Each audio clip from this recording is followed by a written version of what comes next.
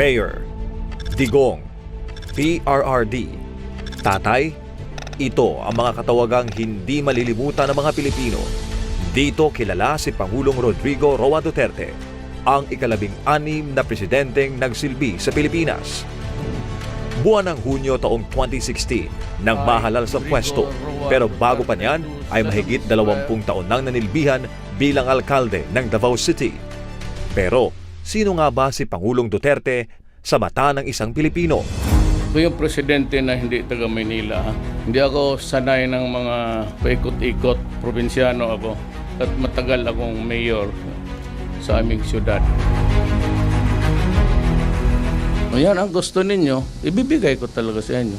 Huwag ninyong lukuhin ang bayan sa panahon ko kasi hindi ako papayag. That goes for all. Sa ilalim ng kanyang pamamahala, nakamit ng bansa ang pag-unlad at pagbabago. Ilan sa mga hindi matatawarang nagawa ni dating Pangulong Duterte ay ang war on drugs, pag-angat ng ekonomiya, transportation modernization, airport projects, libreng college education, independent foreign policy, anti-red tape, pagbaba ng bilang ng krimen, universal health care, paglaban sa pandemya at Build program. We will eliminate the drug lords once and for all. I will be a dictator, no doubt about it, but only against the forces of evil, criminality, drugs, and corruption in government. At nagkamit ng pinakamataas na approval rating sa kasaysayan ng bansa. I do not have any master except the Filipino people.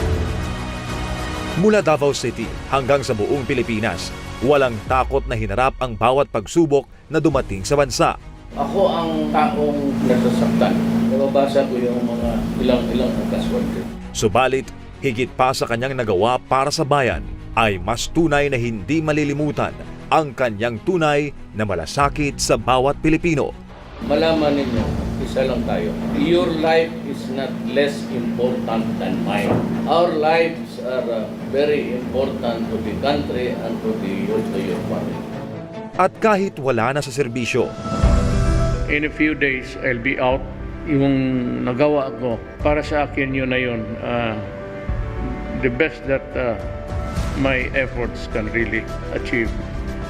Kung kulang pa yun, pasensya na po.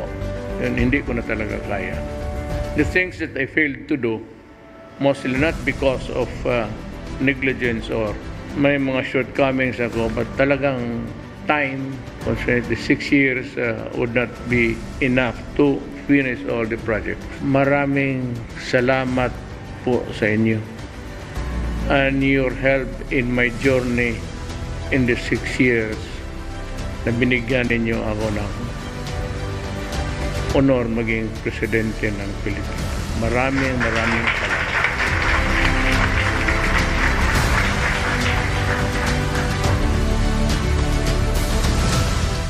ang kaibigan at tatay ng lahat.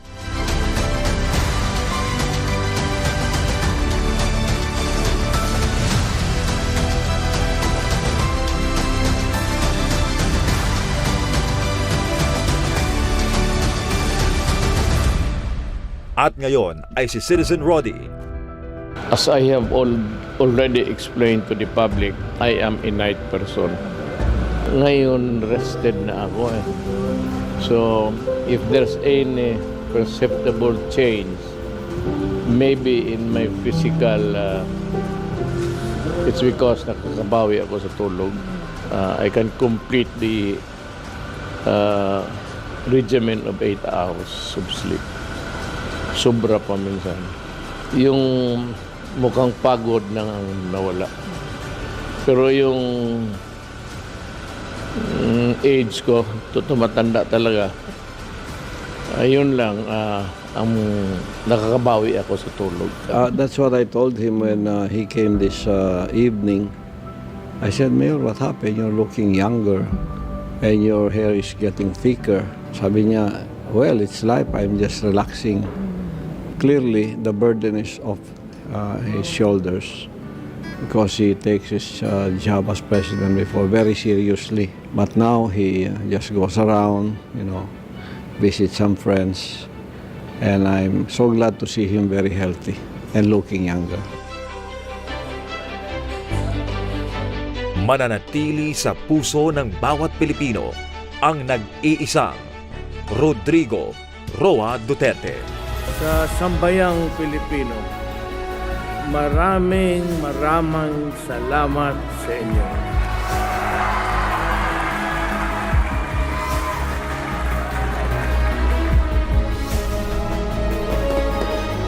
Tatay, no, napakarami pong salamat sa lahat ng ginawa mo sa city ng Davao at sa buong Pilipinas. Sa lahat ng mga presidente dahil ramdam talaga natin dito yung pagbabago, no, yung mga droga nawala talaga. Papasalamat po kami sa kapulisan, sa ating mahal na presidente, sa nagawa niya po sa amin. Maraming salamat po, Tay. At mahal po namin kayo. Alam mo yung feeling na parang kulang yung 6 na taon para kay President Duterte. But sabi ko nga sa kanya whenever I see him na maraming salamat because para po sa akin, he is the best president of our country that we ever had. Para sa Pilipinas kong mahal.